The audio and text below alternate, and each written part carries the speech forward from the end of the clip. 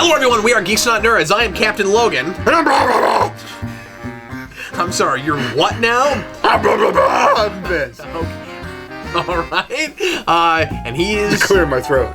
Vince. So, today we're going to talk about a topic that Vince came up with. And Vince, what are we talking about today, man? Today we're really talking interesting about... topic. Today we're talking about, does the absence of blood or the excess of blood in media affect how you see that?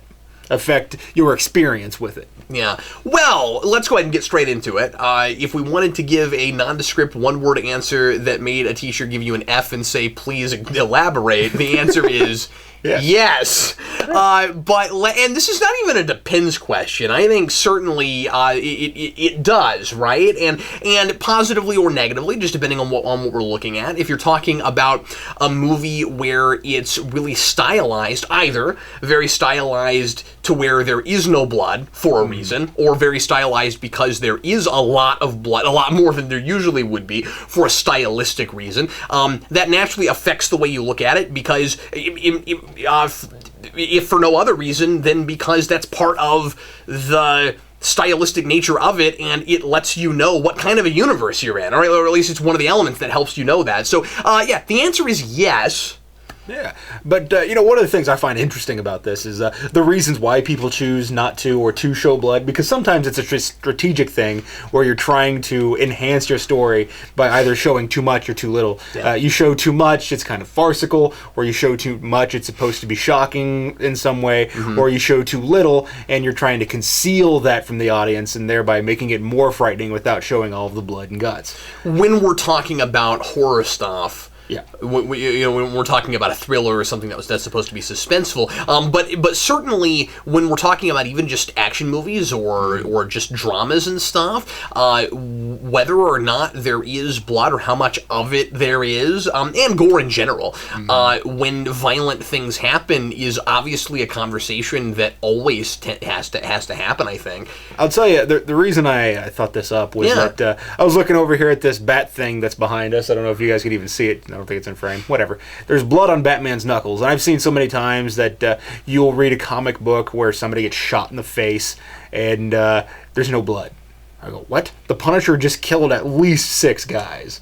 And it's all kind of concealed, and if it's well written and well drawn, it's kind of interesting by trying to shove that off to the side. You don't know the level of terror that he just committed upon somebody. But then there are other times where you'll see the Punisher shooting a gun, and there'll be like this big yellow splash behind a guy like, I've been hit, and it's like, pow, Batman! So, yep, it's like pow, Batman. That should be on a t-shirt. It's like pow, Batman. And the thing about that is that I think that's kind of insane. I feel like what you're doing when you do something like that is saying that we wanted to tell a story that's inappropriate for the target audience, or inappropriate enough that the censors won't allow it through, and thereby we're creating an inferior product by not allowing ourselves to go to the extremes that we need to tell the story. Why bother telling it if you're going to show a watered-down version? Why serve whiskey in your bar that's 1/10 whiskey? Well, it's complicated, right? I mean, I think it is really easy to say that, well, why tell this story? And when you look at individual pieces, and just depending on what medium we're talking about and what the circumstances are surrounding it, that might be too simple of a complaint, right? We're like, because when you're talking about comics, I'm thinking about comics prior to the mid to late 90s, and thinking, well, you had the Comics Code Authority. They would not put their stamp of approval on things for all kinds of what seemed like sometimes kind of wacky reasons, and if you can't tell that story if you feel like you have to have the stamp of approval, and because obviously the argument is, well, just do what Stan Lee did and sometimes and just don't take the stamp. But if you feel like you have to have it to sell the books, then what you're saying by lobbing that complaint about it, Vince, is that, well, those people don't ever get to tell more sophisticated stories saying anything about violence, because they can't show much in the way of real violence. You know what I mean? So you would basically be saying, and it's kind of the same thing is in cartoon shows with a whole lot of censorship. Should we say, well, you can't tell, you shouldn't tell a certain kind of story unless you're able to make it fully realistic or make it as far as visually, you know, with the blood and gore and stuff, because it doesn't seem as like you're not getting your point through enough if you're talking about consequences of violence. Should we just not let people even attempt to tell those stories if there's too much censorship there? Or because what you're basically saying at that point is, well, just tell silly, wholesome, nothing of consequence ever happens kinds of stories, because that's all you really can do. You know what I mean? So if the issue is it's a risk we could have taken, then you're absolutely right. But if it's a censorship issue, and I think much of the time it is, or at least with older stuff, I think that maybe what I'm saying is that you need to come up with a more clever way of doing things. Fair enough, yeah. If you want to do something that involves violence, you know, it's okay for people to die off screen or off panel. I get that. It's okay for this violence to happen, but you know what? Maybe choose a more interesting camera angle. You know, one of the things that I always liked about Zek's art was that you would see. You're saying it looks too cartoony, and then that kind of deflates the whole. Yeah, like what's the purpose? You know, this guy just got shot, but now he's laying on the ground whole, and there's no hole where a hole should be. And one of the things that I liked about Zek was that he would choose. Or at least the way I recall it, he would choose his targets wisely. So you would see somebody get shot from behind, so you know the bullets contacted them, or it would be more like the old Western movies where they just go bah and they fall over off camera, and but so something would happen. You would see the immediate results. You would see the intent behind it, and you wouldn't have to go into the blood and gore. I mean, it's kind of like the difference between. Well, no, it's not. Anyway, I was going to say that it does relate to something like the remake of the Werewolf, or excuse me, the Wolfman. And you go back to the original Wolfman being made in the 40s. It doesn't have any blood in it.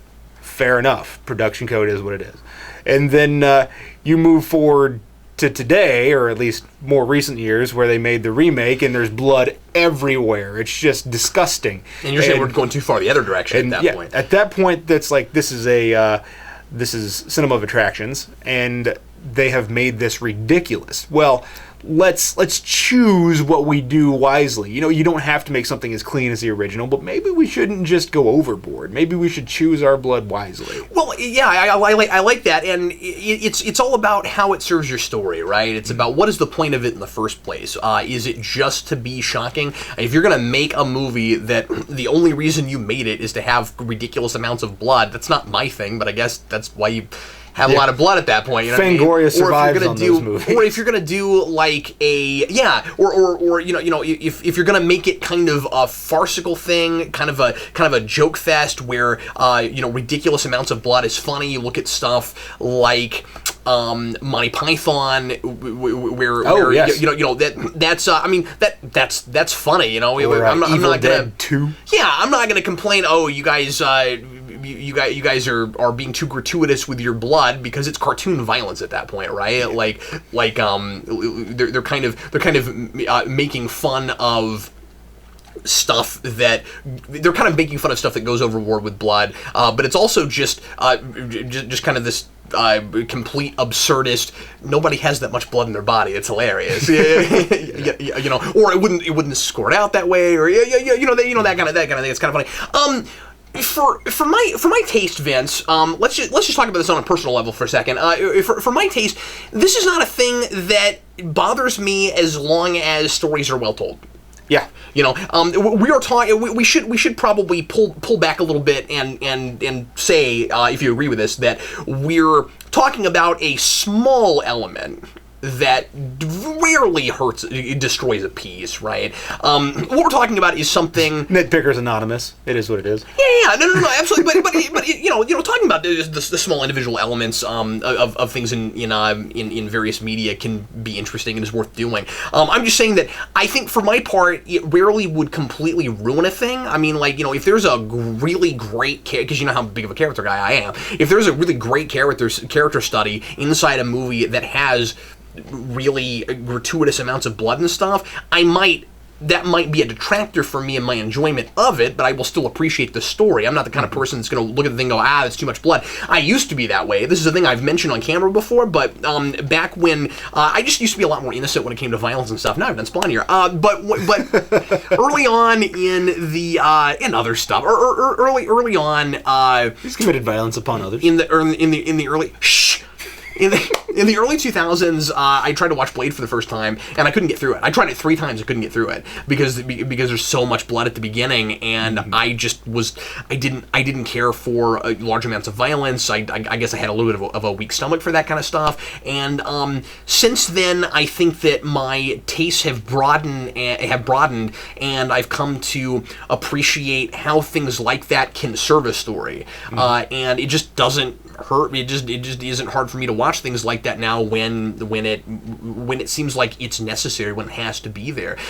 So I guess the question then for me is is it a thing where like I'm going to question it if I don't think it has to be there, what exactly is it for me? I guess that I'm a broken record, and this is what I always say for everything, but be consistent with it. If it's part of, I always think of stylistic stuff like Sin City, where you have crazy amounts of blood, but it's part of like the style of it, and I don't even think about it. It just like fits in that universe. They're consistent. They're consistent in the inconsistency of it. Sometimes it's white, sometimes it's yellow. You know what I mean? I don't know. I feel like I have to. It has to not be a distraction. I have to understand why it's there and how it's being utilized in the piece.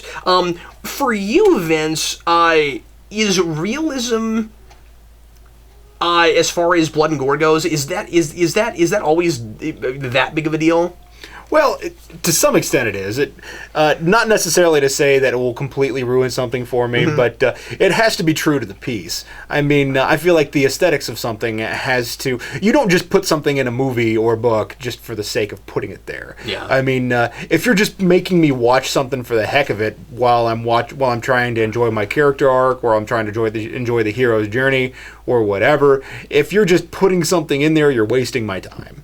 And I hate it when I pick up a book and there's an entire chapter that has no bearing upon characters or location or anything. Reveals nothing. I'm suddenly like, argue with me if you want, but I think all of the crap in Moby Dick about whales and this is the thing about whales that you didn't know. Well, it's funny too because I just don't care. Yeah, and I knew you were going to. Somehow, I knew you were going to go to Moby Dick. But the thing with Moby Dick is, you'd think, because the first place I want to go whenever somebody says something about something older is I go, well, let's have historical perspective. You're saying that because of modern convention, and then I go, but there's a reason that guy took so long to get published. Yeah, like no, there's stuff in there that's worth reading, but Melville my God, spent most of his life as a starving artist. He couldn't get work. I love that you've just given me credence for my horrible prejudice. I didn't know. That's not prejudice.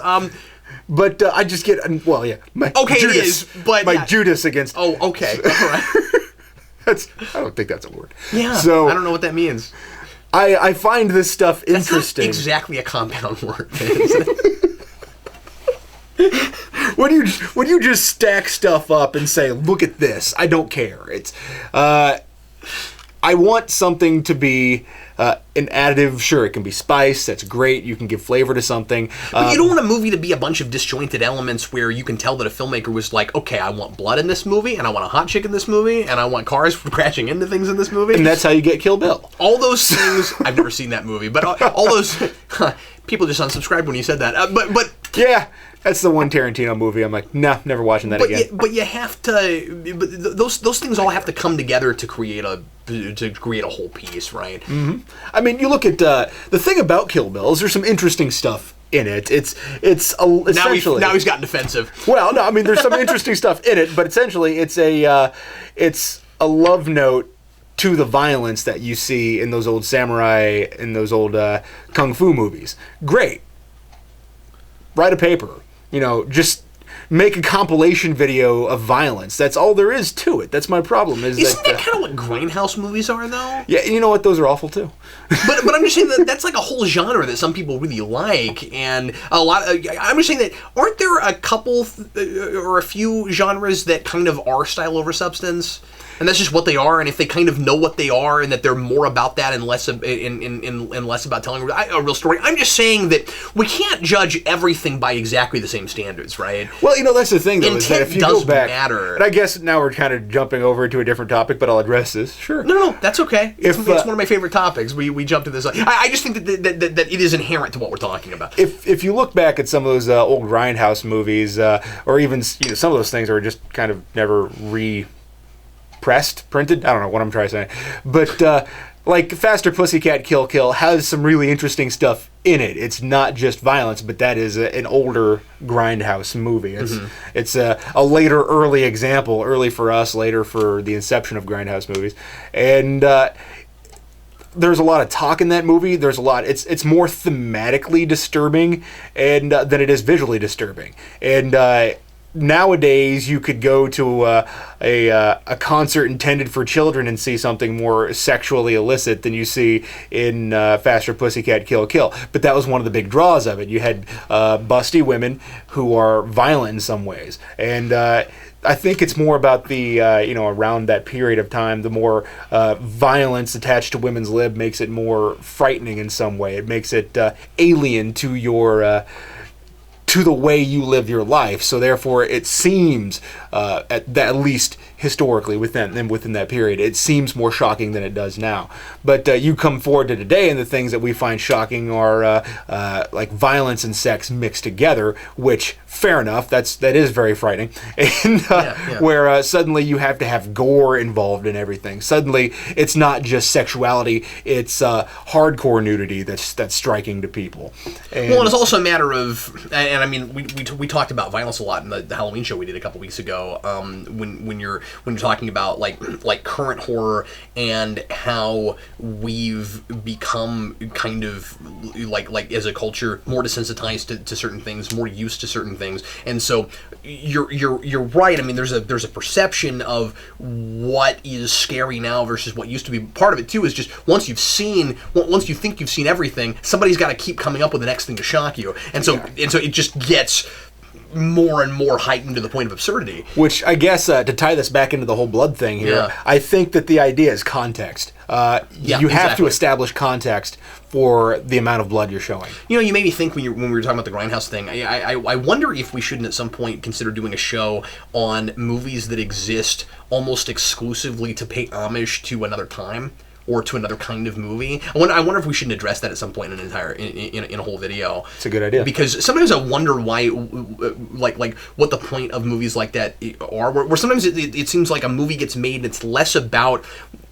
creating a product for an audience and more about a filmmaker getting to play in a wheelhouse. Mm-hmm. And you're just like, well, I could go back and watch the movie that you're doing. Yeah. But then at that point, it's kind of like karaoke, right? Yeah. But anyway, I'm gonna sing this movie to everybody. God, it's like 2 hours, man. This is a karaoke bar. Sing it and move. So let's go and do final thoughts, and then we'll go on to rants. If you're offended by my dislike for Kill Bill, don't care. I told you he was gonna get defensive. I don't care, but suffice it to say, I like Tarantino. I like Tarantino quite a lot. Your final thoughts on the blood thing? Oh, okay. I thought that was funny. Okay, so this is somewhat cut and dry. Blood, right? I feel like it has to be merited, cut and dry. Well, if it's cut and then dry, then it's happened several hours ago. Yeah, it's been a while. And it's usually more of a brown at that point. And today on the Geekvolution Forensic Evidence Show. Geek Forensics. So I think that it has to be merited. It has to be. Can we not mix that with Snackvolution? Can we? That seems like a. Anyway. It has to be germane to what's going on, whether it's an excess, whether it's an absence, or whether it's in the appropriate amount. It's a good word, Vince. Mm-hmm. It's a word I never use. Thank you. Because it's a person's name. That's why I never think to use it. Oh. But really? just now I was like, I'm going to say it because apparently the word pertinent's not coming to mind. It's in there now, yeah. Yep, I was like, germane, because pertinent is not an actual name. I don't want to be distracted by it. That's the big thing, or unless I get 15, 20 minutes in and I was distracted and then I realize, oh wait, it serves a purpose, or I can't imagine this without it. There's a bit of this that we didn't go into that I guess I'll address real quick as my final thoughts, and that's more of the flip of it when it's, and you talked at the beginning some about when it's not there, but I'm thinking about movies like, Batman Begins, Dark Knight, hardly any blood at all. I think no blood whatsoever in The Dark Knight, which is crazy when you think about it. And there's plenty of burned flesh in one of them, but like you're talking about and I'm lumping in a bunch of other movies when I say this, but like more kind of heightened universes where like that kind of thing is kind of implied. I mean, I think for something like that, part of it is we kind of know kids are going to want to watch this. Yeah. But what's cool is when you can get away with not showing it, even if it would be more realistic to do it, and I'm not even thinking about it. Mm-hmm. Somebody had to point out to me that there's no blood in Batman Begins and Dark Knight. Like it just didn't even occur to me. Why? Because those movies are in places disturbing in other ways, right? They like you're thinking about other things. You don't have to go there. So I mean, like, I don't want to. What I'm saying is, for my part, I wouldn't want to make this out to be like a technical thing. You must always use it in this circumstance. You must always avoid using it in this other circumstance. I mean, case by case thing. You look at the piece and you go, would this have gained anything by being more realistic in that way? Are there still consequences to violence? That's the most important thing, I think. Is you look at those movies. Yeah, there is. There's consequences when people do violent things. So I don't need, but when the blood's not there and the violent things happen and it's not like a cartoon, it's not it's not doing anything stylistic with it. It's not, there's nothing like that. It's just there ought to be consequences to violence, but the movie has somehow lost sight of the realism it ought to have in trying to do whatever it is it's doing. Then yeah, the blood ought to have been there, but you're saying that as a byproduct of a bigger problem, which is consequences should have been there. So, anyway. All right, let's go ahead and go on now to rants. And Vince, what is your rant today, man? All right, my rant is not about the Beatles. It's about Kill Bill. My rant is not about the Beatles. I like the Beatles. My rant is about Beatles fans, not all of them, but the really hardcore ones that I've met seem to be very obnoxious. Did this happen to you, Vince, yesterday? No, it's happened to me several times over my lifetime where somebody's like, you haven't heard that song? And then I'll go listen to that song and be like, you know what, it's good, but you know what, I'm not going to sit down and pray to John Lennon. You know what, actually, I don't like Imagine. I think it's boring. And it's, you know what, and I don't even think the message is necessarily as coherent as he thinks it is, or he thought it was. I'm like, you know what? I don't think you're right. I think you have a couple good points, but I don't think you're right. This would have made a much better paper that you could have written while you were not high. And, man, another unsubscribe. Look at that. Anyway, so the thing about Beatles fans... My rant today is about Kill Bill fans. Well, I mean...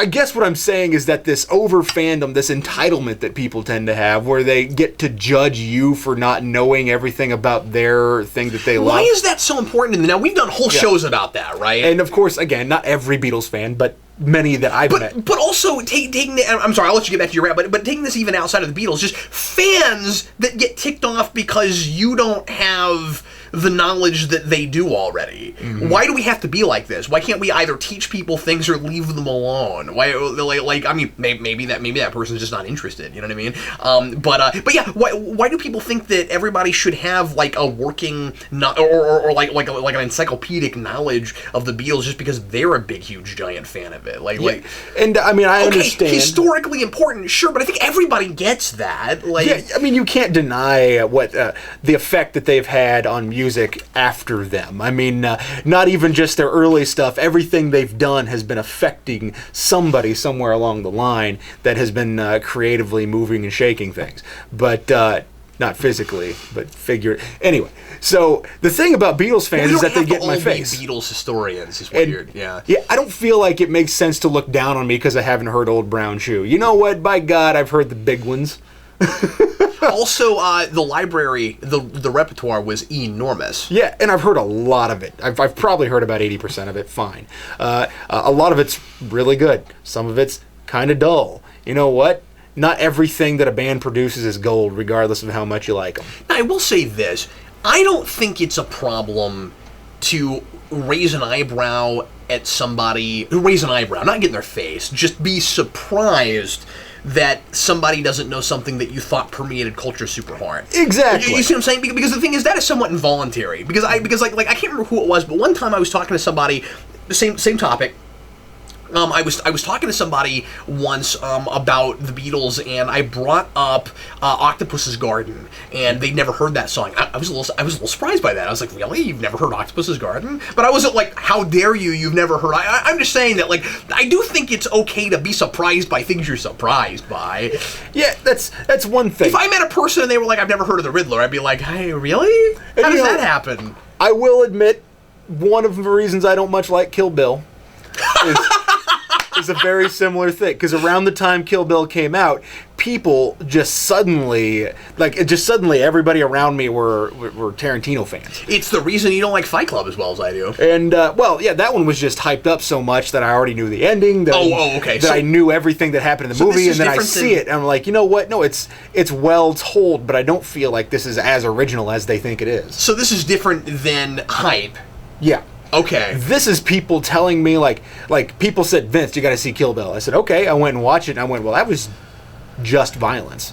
And I did a little bit of research. I found out that it was basically an homage to things that have come before it, and I was like, well, why are people freaking out about this so much? Well, you know what? Maybe it was because I was young, and the people around me who were freaking out about it were young too, and they hadn't seen the stuff that it was based on, and they didn't have thought it was more original than you did, yeah. They didn't have the cultural savvy to say, you know what? I don't know where this came from. I'm going to look into it. But that's not the same thing as the Beatles, because that was original. Yeah, and that's the thing, though, is that when people get in my face and say, how dare you not love it, which with Kill Bill, it was how dare I not like it. But with the Beatles, it's how dare you not love it. I'm like, why is it that we have to have a love measuring contest? Why is it that we have to say that my love is not as big as your love? It's all you need, man. But that's the thing, is that it makes no sense. Why is it that I have to be as big of or a bigger fan of the Beatles than you? Why can't I just like the Beatles as much as I like them? And if there's a song that I haven't heard that you seriously recommend that I hear, let me know. Like, Vince, oh, you make a Beatles reference, and I go, oh, what? And then you say, oh, you haven't heard that song? Oh, it's a really good song. You should check this out. And I go, oh, okay. And then I go home and I'll listen to it and like it or not like it, whichever. But don't look at me like I'm stupid or an ingrate for not knowing all of the stuff about the Beatles. And we go into your private little Beatles dungeon and listen to all your Beatles records and read the manifesto written by the Beatles. Whatever. That's ridiculous. Where do you think that comes from? I think it's... I really think there's this kind of entitlement. Same thing with sports fans. People are like, you don't watch sports? No, I don't watch sports. Well, what do you do? But is it apparently nothing? Is it entitlement? Is it just that because I think it might be different for different people to a degree. What I'm saying is I wonder if because entitlement implies that somebody thinks they're owed a thing. I don't know if that's what this is. I feel like it's more.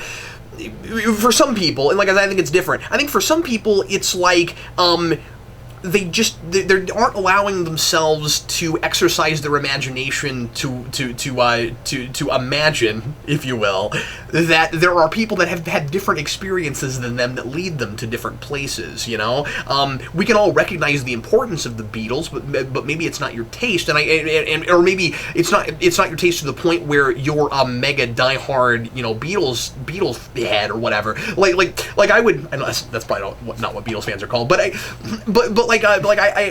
I think it's important to note that that's probably what it is. I think it's important to know, well, because the Beatlemania thing. I bet that's what it is. That's why I said that, Beatlemania. But I think it's important to note that people consider music to be one of the big things that you kind of come to a place when you're very young of what your tastes are, and then they're almost unshakable after a certain age. And a lot of people really really believe this, that there's some kind of interesting or weird psychology with music, that whatever your big tastes were as you were growing up, and once you get to a certain age, that is primarily what you're big into after that. Now, it might change, it might grow, it might develop, but like that seems to for a lot of people kind of be the case, right? So I mean, because music is so subjective, musical taste is so subjective. You know what I mean? That like okay, so you are a giant rockabilly fan. That kind of music does nothing for me unless it's live. Yeah, I like it live. That's a good point. I have a tough time listening to it when I'm driving around in a car. But at the same time, I like really kind of like eccentric, kitschy stuff, and that doesn't do as much for you. Why? And also I'm a big arena rock guy. Why are we so different in our musical taste? Is it because we're that different personality-wise, or is it because of well, I mean, maybe, but like we come to a lot of the same places when it comes to movies and other things, some of the same places. Why are we so different when it comes to music? As far as what we like to just sit around and listen to, and I think it has so much to do with growing up and you develop a taste. One more thing before I end this rant. I posted this rant on Facebook one day, and what was funny is I had a couple people that say, yeah, I get this all the time, that I'm not a huge Beatles fan. They're like, I like the Beatles. I'm like, are you understand it? And then somebody had to post on my Facebook, no, Vince, you should really listen to the Beatles. You should check them out. Like, no, I have. No, and then they argue with me. I'm like, no, I told you. This is why I said this. Is that I like the Beatles. I've heard most Beatles songs. By God, leave me alone. Now, what's really interesting is that, at least to me, is that you and I have such different tastes in music, or not. I don't know. Just like I said, in what we like to listen to regularly. Like, I like your stuff and you like my stuff, but we don't play each other's stuff as much. But I feel exactly the same way you do about the Beatles. Yeah, I like them. I just don't. I've always had that. I'm not a huge fan. I like the Rolling Stones more, and I like Elvis more than the Rolling Stones. Let me ask you this. But you're also a blues guy, and Elvis goes to that place a lot. Let me ask you a question. And so does the Rolling Stones. Did your parents play a lot of Beatles growing up? No. Because I had that, and I got really sick of it. My dad played the 60s stuff, but as soon as they got more into their hazy days, we'll call it, my dad's like, I hate that crap. I want to hold your hand. That's good stuff. And I'm like, all right, Dad. And what's funny is, as I was growing up, I would listen to the Beatles, and I'd say, I don't understand why my dad doesn't like Strawberry Fields. That's a good song. Yeah. And then I start getting into college and stuff, or later high school into college, and I'm like, man, people are kind of jerks that love the Beatles. Anywho, what do you have to... Sgt. Pepper is a really interesting album because it sounds so different from a lot of what came before it. And also, like a lot of the Beatles' earlier stuff sounds... I don't mean it all sounds the same. It's just like it kind of has a sound. You get to Sgt. Pepper, and that album seemed to be really experimental. Like every song kind of sounds different. I like that, when people can make an album that's kind of... Well, we could even do another topic about that. Yeah. What do you have to rant about? Well, this won't take long. I hate that I'm ranting about this. I feel weird about it because last week I did an unboxing video when... Yeah, no, I did one of those. Can you believe that? I did an unboxing video. How dare you, I know. I did a video opening up a thing and being like, I have nothing to say about this yet except look at the thing I bought. And it's the 60s Batman box set, and I mean, like, I was talking. By the way, I should have done this earlier. You said pow, and I should have been like pow, but anyway. I saw you reach for it. You're like, nah. I almost did, but I was like, I don't want to give away what I'm going to rant about. So anyway, but as far as you know, this table is just filled with all kinds of random things. Thank you, man. So anyway, I'm actually going to rant about something about this box set. I'm not gonna rant about Batman. I'm not gonna be like... It's like, it contains Batman. I'm gonna be like, I opened this up and there was like 60s animated Spider-Man episodes, and I don't know what that's about. Batman and the Green Hornet are not the same person. Or like... Deal with it. Or like I go, you know what? I've been hyping this up so hard, started watching this again. Turns out I don't like the show. No, although I'm having an interesting experience with it, but I'll talk about that later on when I get finished with it and I'm doing my rewind on it. But anyway, this box set looked amazing. I thought the packaging was super cool. But the menus are almost non-existent. And I couldn't believe that. You pop it in, and you get... I mean, not that it's a big deal. Because, I mean, like, okay, you have to show you really need flashy menus. No. But I was really surprised by the care that was taken in the box, in what the packaging looks like, in the presentation. And then you pop the disc in, and at first you get what you kind of expect. Although I kind of thought you'd get like moving menus, but I don't really care. It's just I kind of thought that's what it would be. But so what it is it's a picture of Batman and Robin. I think it's this one. I forget, but I think it's just this. It's Batman and Robin. It's an interactive menu. You click episodes, and I kid you not, it looks like somebody made these discs with Windows DVD Maker. Like, it's a really super generic background. The circles that you click on have little TVs in the middle of them. And it just has the episode titles. And I mean, it's functional, it works, but I'm just like, it looks homemade. And it's so weird because the only way you could get this for the longest time is bootleg.